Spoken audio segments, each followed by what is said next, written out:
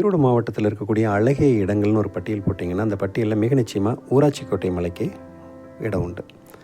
இது பவானியிலேருந்து மேட்டூர் போகிற வழியில் காவிரி ஆற்றினுடைய கரையில் இருக்குது.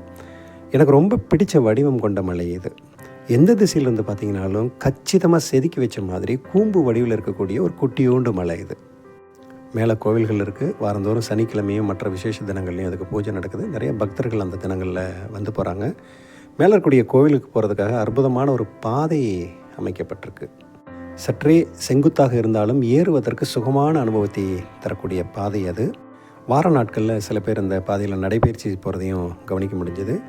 மலையினுடைய உச்சியில் நின்று 360 டிகிரி திரும்பி பார்த்தோம்னா, ஒரு பக்கம் காவிரி ஆறு, இன்னொரு பக்கத்தில் இந்த பவானி குமாரபாளையம் நகரங்கள், மற்ற பகுதிகள் அனைத்தும் விவசாய நிலங்கள் அப்படின்னு சொல்லி லைத்து ரசித்து அனுபவிக்கக்கூடிய ஒரு அனுபவமாக அது இருக்கும்.